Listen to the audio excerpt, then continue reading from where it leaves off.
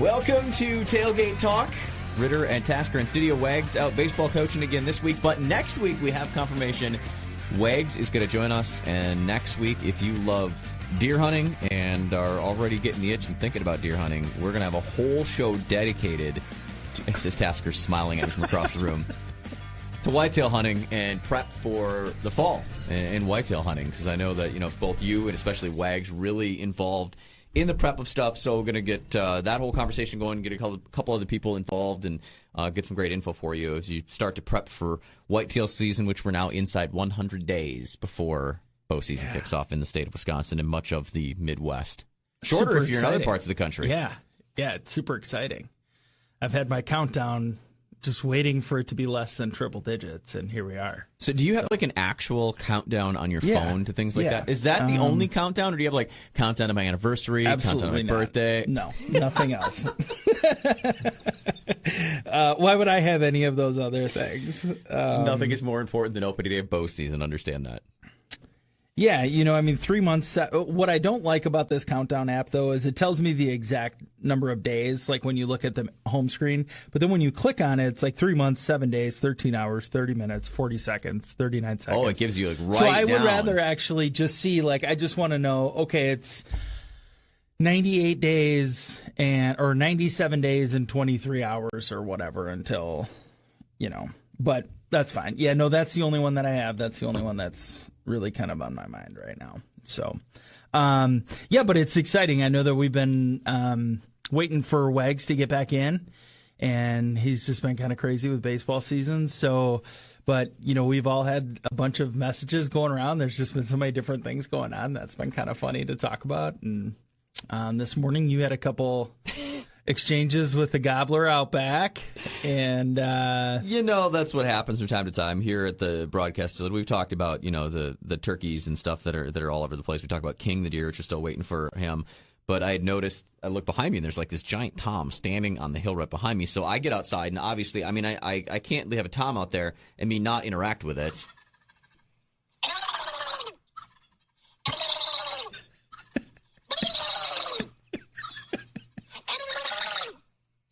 And we went on for a while. So yes, that is me embarrassing and making like the weirdest like gobble sort of thing and gobbling back and forth with them. The worst part about it was when I do that, like I like shake my head, like I have to do that. And, I just did it again. I like actually from doing it, like throwing my cheeks around to make that like I bit my side of my cheek. Oh, that's like, not good. Right down. And it's gonna irritate me for the rest of the day. So it's funny because when you sent me that, I was just maybe 5 minutes away from here. And so I actually pulled in and I drove around where all of you guys park over on the other side of the building. I actually got out of my car and I did it very slowly because I wanted to be able to. I was going to try and just take a picture through my front windshield, but with the glare and everything, there was no way that was going to happen. So I slowly crack open my door and I'm kind of like just leaning out so I can get my phone out and make sure that I have it actually zoomed onto the turkey. And all of a sudden you hear the I'm like, oh, man. So then I got back in my car. I drove around to the other side of the building where the sales staff usually parks. And as soon as I closed my door, I saw it start walking down the hill back towards the trailer and rolling radio and all that. But I just love that, man. I love seeing wildlife all the time. What I'm wondering is if that's the same one that I posted on our Instagram back a couple of weeks ago, which, by the way, you can follow us at On The Tailgate on Instagram. That when I walked out the door, just the clicking of the door caused it to shock gobble. And that's when I looked and I'm like, oh my gosh, it's standing right in front of my vehicle, like in the parking lot. I wonder if that's the same one, but it was so weird. Like I watched him after I was messing with him out here. He still stood on this, we got this like this little lump, this little bump. It's like under some pine trees behind the studio here. He stood there just under the pines on that little knoll, I guess as I'd call it, just fully strutted up and gobbling away for like 20 minutes. Like, what has got you so? What is going on out there? What's got you worked up, huh? Yeah, it's been kind of nice though, because we've had these weird mornings where I posted that video and I've got a couple pictures of the sunrise. I think it was Wednesday morning, and we've had these really kind of odd weather systems that have been moving around. Where like this morning there was maybe 200 feet of visibility because it was so foggy, before it started to warm up and all of the fog kind of got burned out of the air. But I had this big, huge orange, gorgeous sunrise that I was driving into. Yeah, I'm looking at it right now on your Instagram, and it's Wisco Bow Hunting. By the way, Eric Tasker. I'm at The Real Ritter. Yeah, that was a gorgeous. I love that, like, the rain was coming down, too. So it was like rain coming down around you, and this just big, beautiful sunrise. Wow, that's gorgeous. Yeah. And that morning, then, when I was coming over the bridge from the freeway, you know, where I usually see the deer, there was one that was maybe just 8 feet, 10 feet off the road on the south side of Beloit. And then on the north side of the road, I tried to zoom in as much as I could, but then, you know, it's so gritty and grainy, you can't really see them. But, I mean, is it time to just start bringing binoculars wherever we go? That's going to be the next thing that I end up posting, because I swear I've been seeing a lot of deer, and, you know, they're always like just far enough away that you can't really tell. But I'd like to, I mean, if they're not concerned about me being there or pulling over and getting out and actually taking pictures or whatever, I mean, I'd like to at least just see, are they starting to grow some stubs, or they got something going on? Because one of them's going to be king. I we usually know that. Once August rolls around, I've got the binos in my vehicle at all times. Binos just driving around with the bino harness They pretty much, they're normally in the vehicle with me, because, you know, I'm just traveling places. You never know what spot to see. But yeah, I pretty much, but August 1st is when I break out the binos. Yeah. And have those in the vehicle with me. And, like, I'll bring them in here because, again, the same thing as I'm, you know, my normal everyday, you know, Monday through Friday doing the other radio show that I do, you know, here in the morning. I'll have them to, you know, spot some stuff in the field behind us from across the way or whatever. It'll be fun to, you know, I think my other co-hosts laugh at me sometimes, the goofy things I do, you know, like gobbling at turkeys and staring at deer and stuff through binos. But they have to understand that they work with some sort of weird outdoor maniac that I am. I wanted to talk to you one other thing before we start jumping into some stuff we're going to get to this week. I've got a story about some whitefish poachers here in the state of Wisconsin. We're going to talk about strange things found inside fish, and a little bit on the lure that changed it all, kind of the one fishing lure that changed the entire fishing game. But how was your dinner the other evening with the what did you call that? Mac and cheese ring bologna thing that you do? I think I officially titled it for my cookbook Veni a la macaroni. I mean, that's close enough, right? It sounds somewhat fancy then. Venison ring bologna. That's just my good old-fashioned trash meal. So. Bob Evans microwave macaroni and cheese. It's just the best. I mean, you dash a little hot sauce on there. It's just, I don't know, man. It just hits all the right spots. You got the, like, comfort food with the mac and cheese. You got the venison. But as we're getting into summer, I just keep thinking, I need to start eating more of that. You know, I always go into this panic phase. You ration. I got to ration things. Yeah, and I don't eat enough of it throughout the year. You know, it's always hot sticks. We'll pull a pack of hot sticks out or whatever, you know, occasionally. Sherry likes to take those for lunches. So it's obviously we paid for it already. So no sense in going out and buying, you know, additional, you know, beef jerky or whatever. You might as well just take that stuff. But I think she always feels like, well, I don't want to eat all of that because I know you enjoy eating it more than I do. So we get to this point in the year then, which is, you know, June 10th or whatever day it is, that we're like, oh, we got enough stuff. You know, we can start really kind of chowing through this. And it's just we've had so many different things going on, just whether it's like track meets or graduations or whatever. So this week, the girls had something at school. I think it was like the end of year banquet for track for my daughter. And Sherry's like, well, you're on your own for dinner tonight, so whatever you want to do. And I'm like, I know exactly what I'm going to do. I knew right away. So, so I got to just start making stuff with that. And I just keep thinking, like, I'm so terrible about actually bringing a lunch. And it's like, I mean, there's like a bunch of little stuff. Like I can always just bring hot sticks and like cube up some cheese or whatever. Right, what you did there. You mean you use a microwave and do that whole pretty much, yeah. Veni a la macaroni. I do usually boil that, so I could just boil it the night before, I guess, and just reheat it that way. So. I'm grateful that you ration things, though, because in the fall rolls around and you panic and freak out, you have so much stuff. And then there's, you know, times where I get the message like last fall, hey, check your refrigerator in your office, and I happen to find venison in my refrigerator. So thank you for that. Yes. Yeah, and I'm sure that at some point, you know, because, you know, when we started hunting together last year, it was kind of like after I had gotten through a bulk of my season. Yeah, you were just kind of killing up some time at the end, a little closer to home. As I said, here's some cool stuff close to home, so you don't have to travel so far if you still want to get out. I wasn't really ready to throw in the towel yet. Right. And so, knowing that you can get 3 doe tags for Washington County, as long as that stays the same, it's like, unless there's if there's a deer that I just absolutely could not pass up, I'm going to just shoot does down here because I want to just, unless that whatever odd instance were to come up. I don't have any reason that we know we have plenty of bucks up north, so I'm not worried about that.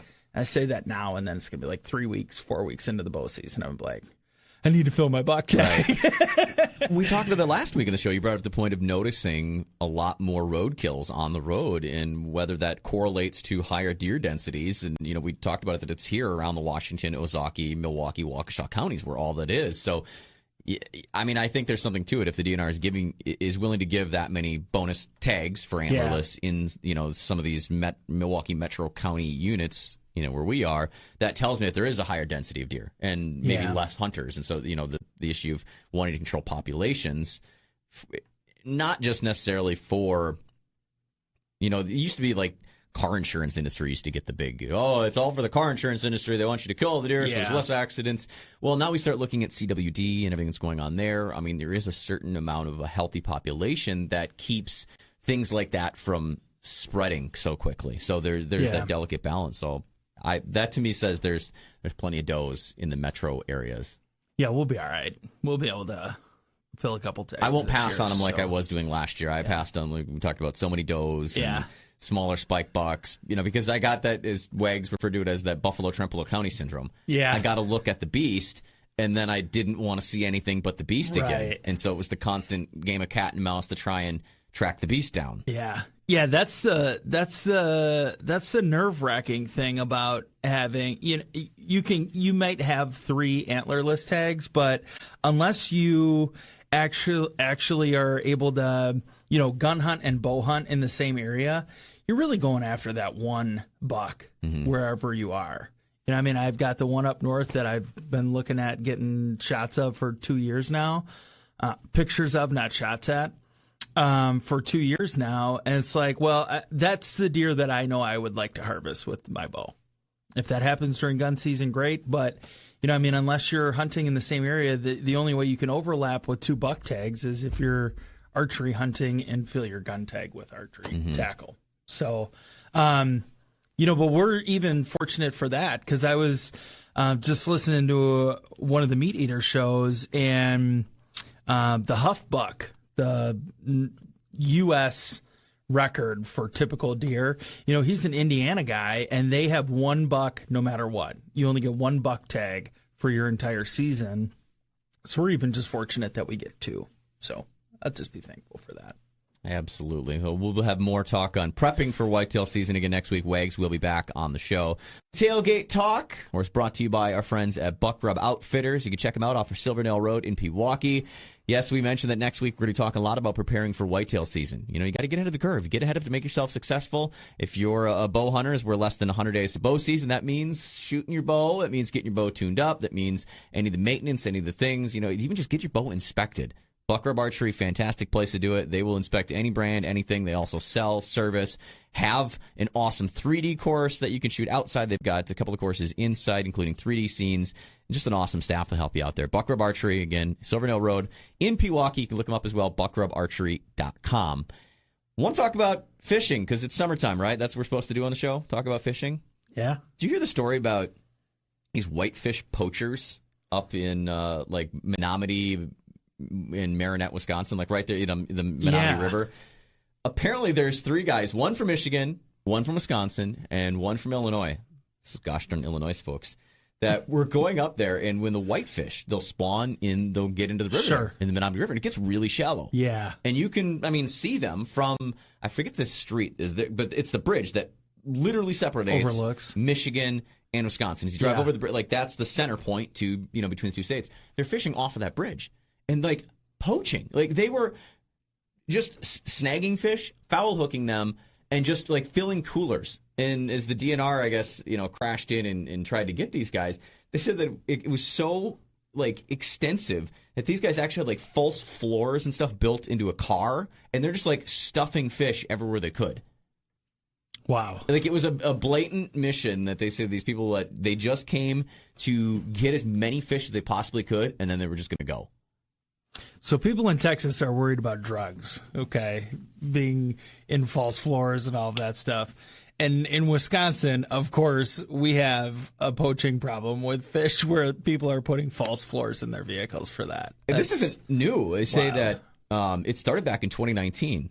There was, like, I guess the DNR started following up on some plates they received from another warden that was across in Michigan, some stuff that he had seen and been dealing with people poaching and stuff like that. So this has been going on for a while, and they've been kind of looking at this. Finally crashed into these three guys. One, obviously, like I said, from the Chicago metro area, one from Michigan, the other a Wisconsin resident. But yeah, they faced, 13 different charges?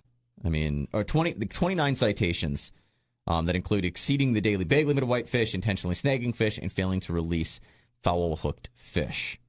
So what are they actually doing with those fish? Who knows? I mean, that's what I'm thinking. Like, if you're catching that many fish, and you're like going to like drug lord smuggling aspect of it, like there's obviously has to be some sort of illegal sale involved. Yeah, like it almost has to be. Like, are you smoking and selling, or that's so weird? Because what would I mean? Are you trying to sell to fish markets, as like you're a commercial white fishing, because whitefish all over Door County, it's a very popular fish. It's in fish boils and anything. So, like, what's weird? There's got to be some sort of, I think, sales. Because what do you need that many? Too many questions. Yeah, weird. But yeah, I just thought that was kind of interesting. I'm like, way to keep it classy there, Wisconsin. Well, and Michigan, of all Illinois. things, it's just whitefish. That's why it's just such a strange. It's not like it's a game fish of some sort. Where it's like it is, and it has become. I mean, like I said, but it's a commercial. It's more of a commercial fish than majority of whitefish. It's all going to be caught through the ice. I mean, in and along Door County, it's become the premier fish during winter. I mean, you're no longer having guys that are going up to fish walleyes necessarily in the Bay of Green Bay in the winter. They're going up there white fishing. I mean, the boom of whitefish and that whole. I mean, I got involved and was fishing for them before this whole thing really took off up there, and it's been insane to see just how it's taken off and how it's evolved of how you catch the fish. Yeah, by snagging them, right?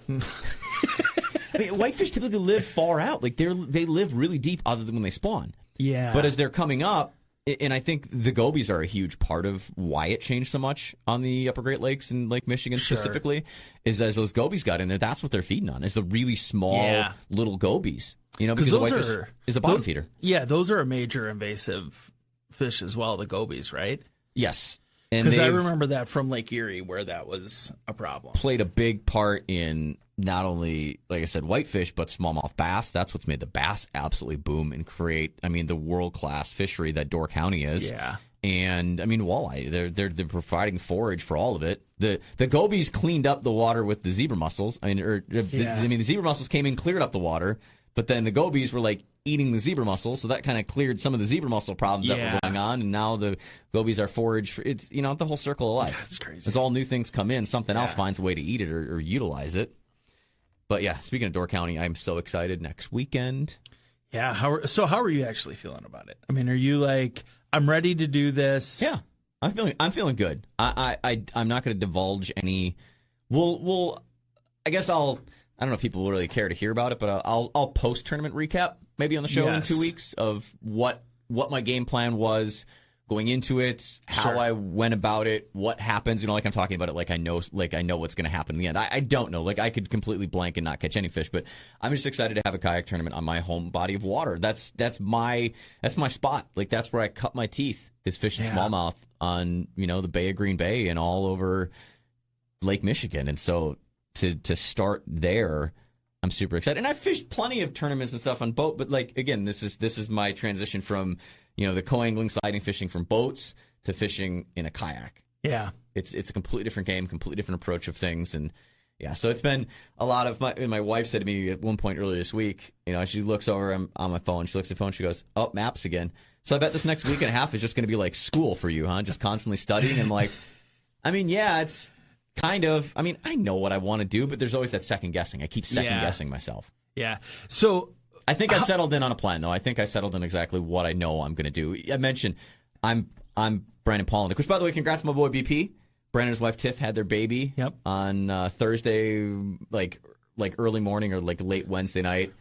So that's cool. He got to fish Pickwick and not have to rush out of there because the baby was being born. But yeah, I've got that BP in me that I want to do stuff that other people aren't doing. I've got something in my back pocket that I don't think anyone else is going to be doing up there. Yeah.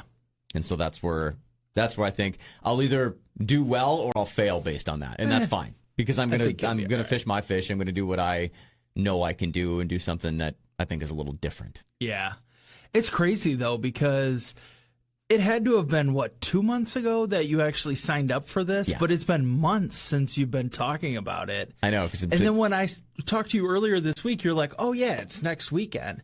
I'm like, "Holy crap!" It feels like. It feels like this year's just absolutely blowing by, which is why I've kind of had this countdown going because it's a constant reminder it's coming and it's not any farther away than it was, you know. This year's only the excitement where like I've been like talking about it so much because I'm excited to get into it and get involved in that whole adjustment change. Next year when I fish the whole tour, I'm just not going to care. It's just going to be old hat.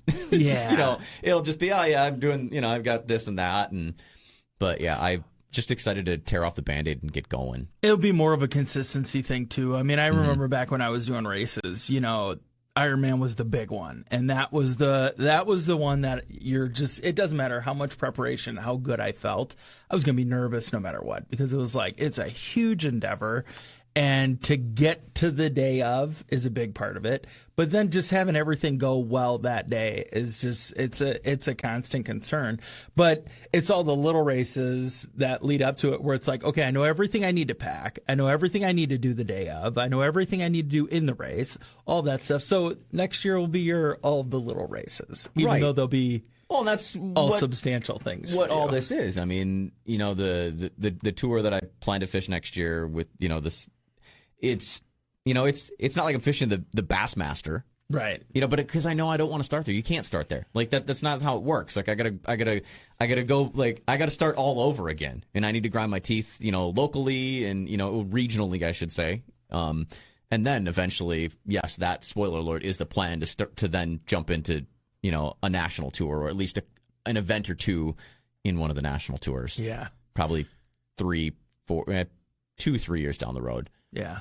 I mean, the Hobie BOS is actually going to be doing their last event in August on the Wolf and Fox Rivers, which is actually where another tournament that I'm fishing this year is there, but before the Hobie BOS is going to be there. So I was like, part of me was kicking, I'm like, oh, do I just kick back? I'm like, no, I'm not ready to jump up into those hammers and get my tail handed me by, Guillermo Gonzalez and Sadiq and Christine Fisher and everybody else that, fishes that tour. Man, I'm just excited for you. It's just, I know you and I have been talking about it for a while, and for this to kind of finally just come together. I mean, it seems like it's been. So this is the last we're going to hear about that until 2 weeks from now, because next week's show again is going to be all dedicated to prepping for whitetail season. Again, you can follow us on socials @On the Tailgates. I'm @The Real Ritter, as in fishing reel, REEL. @Wisco Bow Hunting is Eric Tasker. And real quick, before we jump into the weirdest things that fish eat, because I can't wait to share this story. Speaking of fishing, Ballard's Black Island, we are hosting a trip. We're going up there. What is it? August 20. It's 4 nights, 3 days, kind of a quick in and out, but it's just going to be absolutely awesome. We had 2 spots actually open up. Someone who was booked to come up with us, it turns out his wife is expecting a baby. And so it's, I agree. It's frowned upon to be in a different country fishing when your firstborn child is coming. So there was a canceller last minute. So we've got 2 spots left. If you would love to come up and crush giant smallies, like lay the smackdown on walleyes and have a shot at a world-class muskie, seriously, get a hold of Gary, Danielle, someone at Ballard's Black Island. Book up those last 2 spots. Might even be bunking with you and I, Tasker. That's what I hear. I think they're going to put us in the big cabin with the final 2 spots. So it's either we get a huge cabin to ourselves, or you can bunk with us and play some cribbage and drink some good bourbon. So if you want to come fish with us in Canada, it's blackisland.com. Go there, or just, you can Google up Ballard's Black Island. We'll have some links more on our socials again, @ on the tailgates. Come up, fish with us in Canada. Again, there's 2 spots left for you to head on up there and slay some big fish. It's all inclusive, by the way. So this is, rods, reels, boats, motors, and should I mention it's fully guided? Fully guided. Awesome. I won't be guiding. They'll have one of the guides from the resort actually guide. I might guide me, you, and trip. my buddy Brad that's coming up with us. Yeah, I may end up guiding us. Gary's gonna be like, I'm not dealing with you morons. Just don't get stuck. No, but it'll be exciting though. I'm part of everything that is exciting about going up to Canada this year is that it's been closed for all of this international travel for 2 years. So, 2 years since these fish have really been seeing lures and being actively fished. And great fisheries on Lake of the Woods. Yeah. So, I'm just so pumped to go up there. It is an absolutely magical place. And you want to see just how magical it is, jump on our boy Gussie's Insta. Yeah. Gussie's back home at Kenora now after. And yeah, just look what he's been doing. Yeah. Huge. Just, 30 fish off of a bait in a matter of 2 hours. It's just, it's bonkers. He's the only person fishing up there. Right. It's such great fishing at Lake of the Woods in those remote areas of Canada. Really, really fun. One thing I am not going to plan to find in a fish and would never expect to find in a fish. Oh, you mentioned Meat Eater before. This is where I saw the article, so I have to give them all of the credit for posting this. But I'm going to read just like little snippets from this article because me just telling the story doesn't tell it as well as actually reading this. So this took place in Shelbyville, Indiana. There was a guy that wanted to take his buddy out catfishing on the Ohio River. So the whole goal was to catch his first ever blue cat. Well, this guy got out there, boated a 3-pound channel cat, then a 4-pound blue. Cool. Mission accomplished. Did it. Awesome. Then a 20-pound blue. All right. They were using shrimp for bait. Apparently, something looked odd about this fish. You noticed that, it seemed unusually, fat and swollen. Even for, a giant catfish. The guy said he started feeling the gut, and it felt like it was hard. First he thought it was eggs or, some other fish, but it was really, really hard. And he says, I found turtles, muskrats, and all kinds of other stuff in catfish before, because I just assumed it was something like that. So they all gather on the cutting board for the big reveal. No one could have imagined what happened next. The knife opened up the stomach. A giant sex toy fell from the cat's belly, along with a Nerf ball. This Nerf ball looks like it's about a 4-inch diameter Nerf ball. And the Nerf ball is smaller than the adult adult toy that fell out there. This is my favorite quote from this is when I'm reading the article.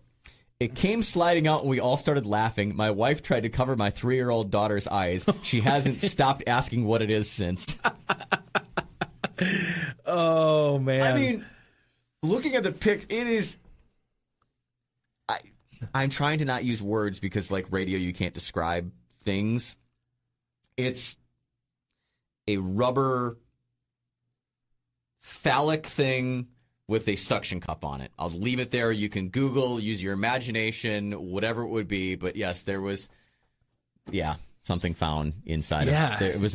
It was an adult thing found inside of a fish that. Oh my goodness! I just want to know the story leading up to how it ended up in the water. Catfish will eat anything. That's what they're not they are absolute garbage fish that will eat anything. Yeah.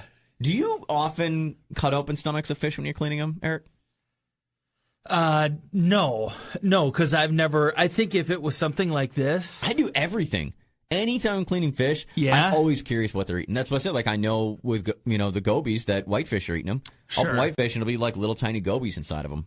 I think this had every indication to cut open the stomach because it was, you could feel something weird in there. But I think I'd be super nervous to do it because what if it was like a gun or something? Exactly. Because they could eat anything. Mm-hmm. It'd be strange, but this is certainly strange as well. I don't know. I feel like if there was an instance where it was something that was very clearly different about their stomach, I'd be intrigued enough to do it. I'm always just curious what they're eating. I remember one time, was it last summer, one of those bass that I cleaned up when I was doing my little experiment of bass, committing the sin that it is as a bass angler. There was little gold worms in one of the stomachs. Some people call them yellow, but to me they actually look gold. Yeah. It's just it's a parasite, but instead of being in the flesh, sometimes you'll find peppered. Sure. bass will get those little yellow worms. They were in the stomach and not in the actual meat, flesh of the fish. So I was always like, oh, that's kind of weird. Like, at first I was like, did he eat something gold? What? And then I noticed like it moved a little. I'm like, oh, okay, worm, parasite, little weird. Usually I just find, minnows and bluegills and crawfish and stuff in the guts of bass. Bluegills you find in just little minnows and stuff like that in them all the time. But I always open up. I've never found anything super weird. I mean, I found baits. Yeah. I found plastic baits and stuff before inside of fish, but that's about the weirdest. I've never found something that large in plastic inside of. I wouldn't stop laughing about it. Just seeing the pictures, it's hysterical. You can Google it for yourself. That's all I'm going to say. So thank you, Meat Eater, for sharing that fantastic article. It was Spencer Neworth who posted the article. Of course it was Spencer who did that. Of course it was. You saw something, too, that's going on in around, actually, your neck of the woods in Washington County. Yeah, it's been kind of crazy because, you always think about all the wildlife that you see running all over the place. And then all of a sudden, these random stories, like last year we've had, reported elk sightings in Washington County. That was bonkers. I remember, seeing the trail cam. So you just never know what you're going to see. Well, now they actually have good video evidence. 2 different locations. So one Waukesha County in Oconomowoc, where somebody just had a bear right on their porch, a big black bear. And then now they're claiming that it is the same bear.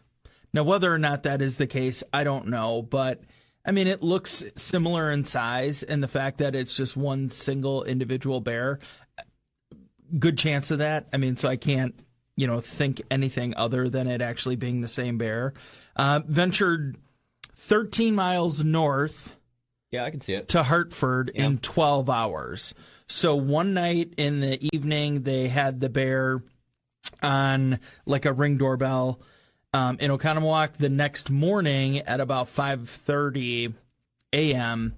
in the Hartford area, this bear just very, very casually walks through. Super polite, though. I mean, only walked on the paths that were, constructed by the homeowner. They had a path and everything, and it didn't venture off. It didn't eat any of the bushes or anything. It just kind of wandered around the property. Well, I'm trying to think of the bear's name. Do you remember the story of the bear in Jersey that walked on its 2 feet? Like its front legs were broken, so it stood up and it would walk through like a suburban neighborhood. I vaguely remember hearing that. What is that bear's name? I remember they gave it a name. I can't remember the name of it off the top of my head now. Interesting. But the walking bear. He just walking through the neighborhood up on its 2 feet. Yeah, wow. I mean, that's bears so crazy. They're an animal, but really, once you get like the skin off them, they look like a bodybuilder. They're so muscular. Yeah. They're so tough. They're so strong. Yeah, they're incredibly Quiz strong. Time. Of the bear species, what is the fastest bear? I'm just going to guess. I'm going to say a polar bear. You are incorrect.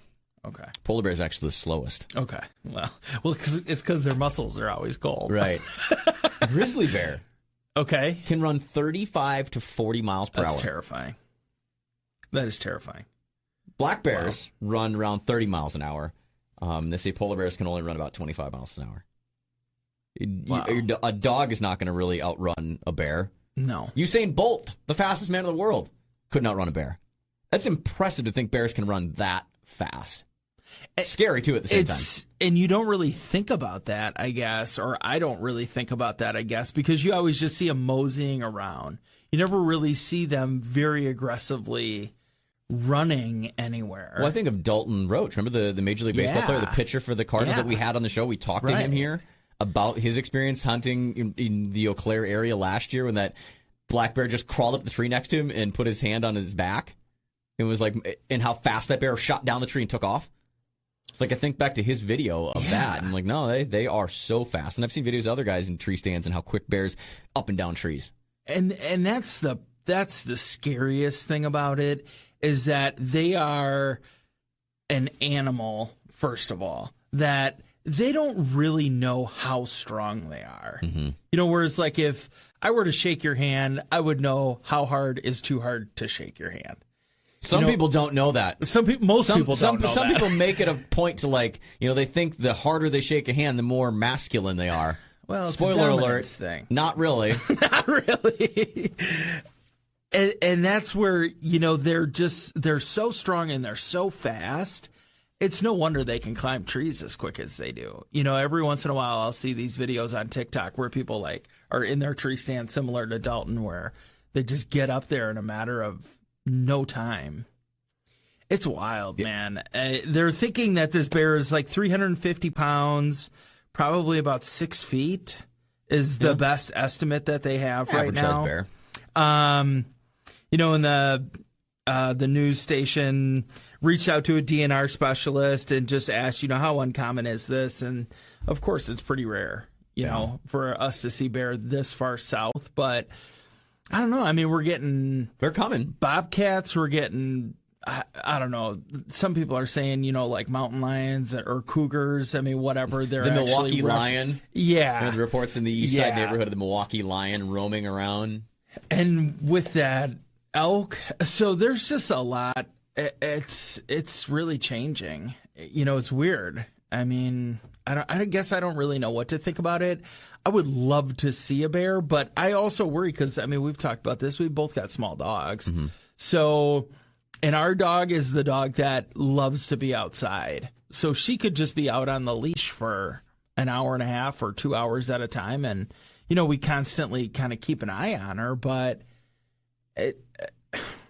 I suppose we'd see this big black thing moving through the front yard, but it's just scary, man. It's something you got to think about, I guess, but it's also just really weird. It's weird that this is starting to happen, and it's more and more common. Like we mentioned, I think it was last week, as you take away more of their land, they're going to find somewhere. Yeah. All animals that we talked about on this show many times. That's why coyotes are in neighborhoods. Yeah. That's why we have the problems with foxes, coyotes, and even sometimes wolves moving into things. But yeah, if you want to go back, by the way, and listen to that episode with Dalton Roach, really great. It's on the podcast channel. Search, just search down. I forget what episode or what it's titled, but you'll see it and be able to pick it out. I think it's something about bears or the bear claw or something like that. But Dalton's got a great story talking about that in the Eau Claire area last fall while he was out bow hunting. Can you take a guess, Eric Tasker, as to what has been hailed as the one fishing lure that changed fishing? The one that changed it all? If I had to guess, I would say it would be some sort of a plastic that has a tail on it, or just a very standard... Shaking my head, nope. Okay, so that's a no. Okay, then I would say it would just be like a very elementary hard plastic with double treble hooks. So I don't know if it would be like a Rapala or a... I'll stop you there. The original Rapala. The original Rapala floating minnow is what changed everything forever. It's crazy, and I was talking about this with someone recently of if you find or have some of the older vintage lures, and this is why I want to bring it up because I was searching around because I was is it really? It's insane what some of the prices are of vintage original Rapalas. Here's one for $20. Here's a lot of 5 different vintage lures in original boxes for $90. That's on eBay, so that could go for even more than that in original boxes. And there's this, what is it? I have the Storm ones. Is it the Storm ones? If it says Finland still on the actual bill because we say where they're manufactured or where it started there, before the move processes, those are worth almost 3 times what the retail value was. Wow. Nowadays. They're rare. They're collectible. And I didn't realize the collector market. You see some of those older lures and stuff, and if you just search up, the pikey minnow, I know I've got a bunch of those laying around in an old box from my great grandfather. The creek chub, some of these old kind of South Bend, those weird popper looking type baits. Yeah. Trying to think of some of these other ones. Thule tackle and the fish nipple. A first rear rudimentary version of a frog. It's so crazy to see some of these old lures, all wood or leather with hooks, and Like, you imagine those, but you don't think of, like, just a Rapala. Because, like, you can go to any bait shop today and buy a Rapala, and they look the same, essentially. Yeah. That there would be such a difference that would be kind of what they're considering, like, the one that changed it all. But I guess so, because that's really what brought in this whole hard bait movement and, the floating and building baits out of balsa like that. Sure. Which, shout out to Rapala with bringing back the balsa baits with that OG series.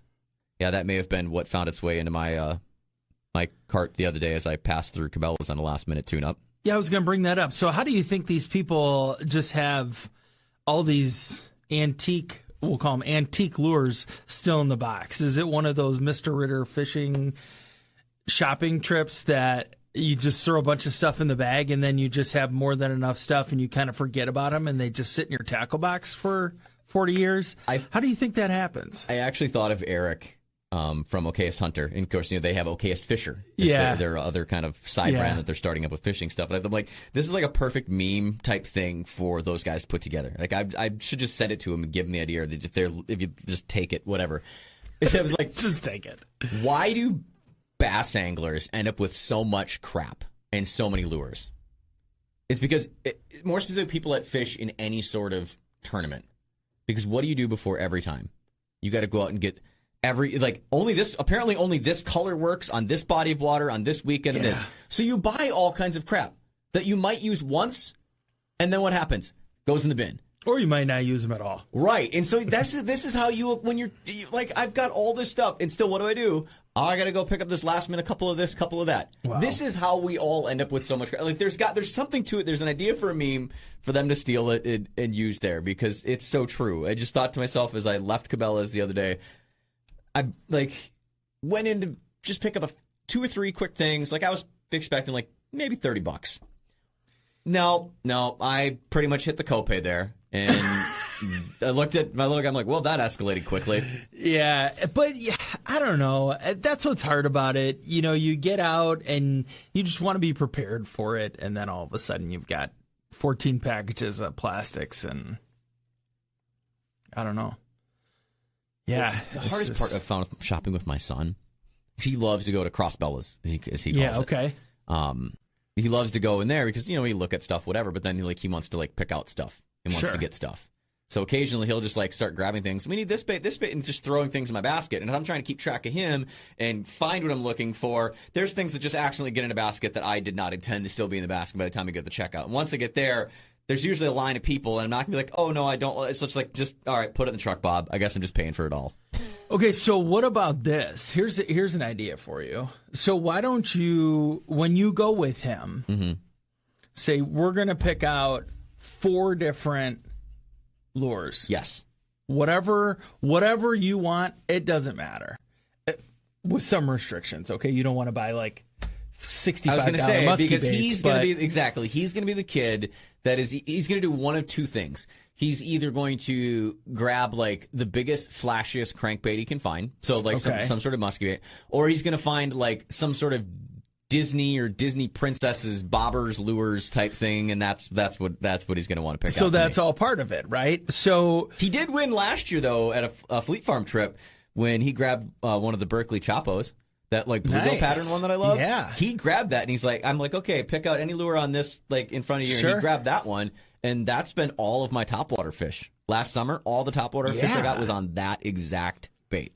So that's what I want you to do. I want you to do a video series on, That's a good idea. Little man picked out these 5 lures. I'm going to fish until I catch I fish typically with don't this. do challenges. On my YouTube channel, I don't do a whole, I'm not the challenges guy. I want you to be the challenges guy for this one challenge. Okay? Just think of it as father-son bonding. That's what it'll be. I like it. I kind of like the idea. That could be kind of fun. Because you have no idea what it's going to be.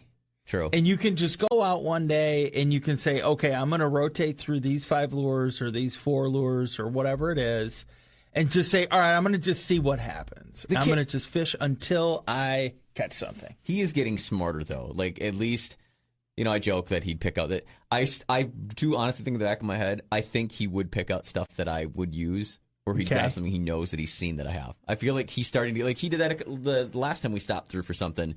He grabbed a couple of swim jigs. Yeah.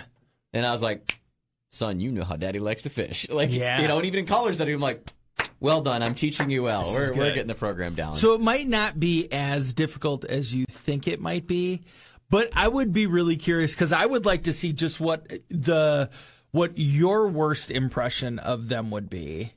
You can go through and rate them and say, okay, here's what I think will perform best to worst. I'm not a professional. I'm not a professional by any means. So, but this will be good, though, because it'll be a way for you to say, here's what my hypothesis is for performance-wise, 1 through 4 or 1 through 5. And then you can actually put it to the test and say, okay, this is the results. It was actually 2, 3, 5, 1 was the rotation of how they panned out. All right. It could be a sample size of just 1 day of fishing. I mean, that's not a lot of time, but, or a couple weeks or whatever. All right. I think I might take you up on the challenge. So I love that. That's where we're going to leave it. We're going to wrap it up. Next week, Wags back with us. A full show dedicated to whitetail prep, getting ready for whitetail deer season. I know you're going to be setting up another countdown in your calendar until next week's show because you're super excited for it, Eric Tasker. Yes. There we go. All right. Until then, we'll catch you on the next one. This is Tailgate Talk.